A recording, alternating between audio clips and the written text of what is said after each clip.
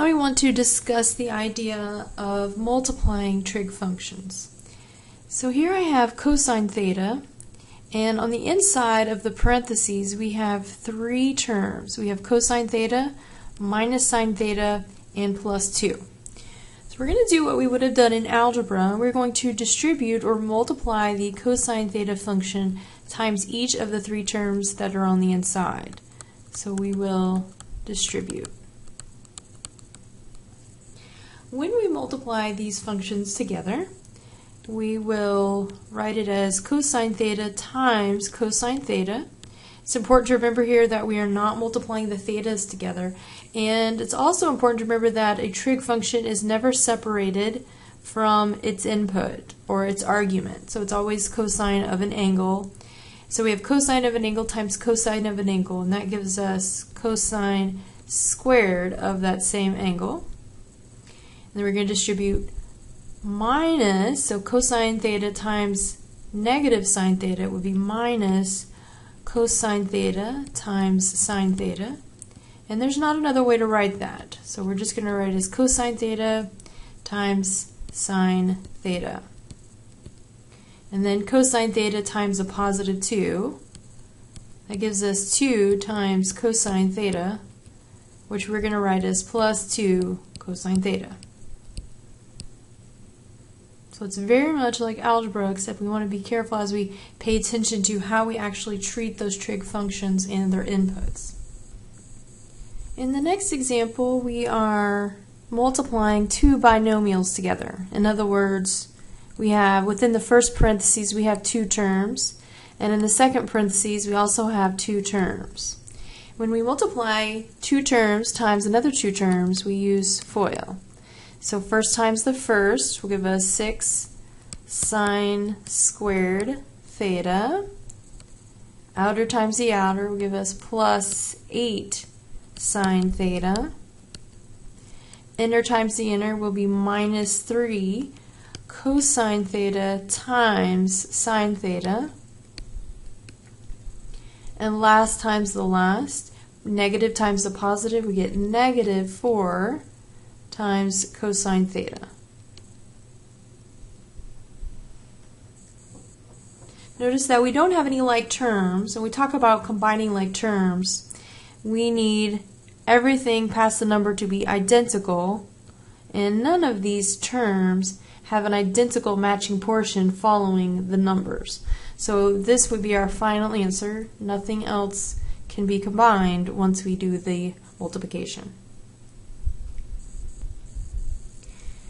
If we have 2 sine theta minus 1 squared, so everything here in the parentheses squared, they have two terms inside of the parentheses squared. We will write this out twice. When we square something, that means to multiply it times itself. So we will write this out twice and then FOIL. So first times the first gives 4 sine squared theta. Outer times the outer, we get minus 2 sine theta. Inner times the inner is another minus 2 times sine theta. And then last times last, negative 1 times negative 1 gives a positive 1. Now we want to see if we can combine any like terms. So we look past the numbers for each of our terms, and we want to know if we have any matching portions. Well, the two middle terms have exactly the same matching portions that follow the numbers. So we can actually combine those like terms. So 4 sine squared theta won't combine with anything else, but minus 2 sine theta and minus 2 sine theta, we combine the numbers in front and keep exactly the same matching portion.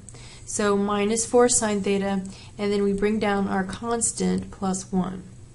So our like terms are combined exactly the same way they are when we are in algebra. If you think back to your algebra days, when we had two binomials multiplied together, so here we have two terms in parentheses times another two terms in a set of parentheses. If you look at these two terms and two terms, you notice they're exactly the same. They look like two binomials that are exactly the same, except they have opposite signs in between. we would call these conjugates. And something special happens when I multiply two terms times two terms when they have that relationship of being conjugates. First times the first, so we're going to FOIL. We get tangent squared theta, outer times the outer, plus tangent theta times secant theta, inner times the inner, we get minus secant theta times tangent theta, and then minus, last times the last, we get minus secant squared theta. Now we want to combine like terms, and we look past the numbers, and of course all of these are implied ones for the numbers out front. When we look past the numbers to see if we can combine any like terms, we see that the middle two terms both have tangent theta times secant theta. And so these are like terms, and we can combine them, and we combine the numbers out front. Well, plus 1 minus 1 gives us 0. So these two middle terms end up canceling each other out. So we end up with tangent squared theta minus secant squared theta. And another word for this, we could call this a difference of two squares. Perfect square minus a perfect square.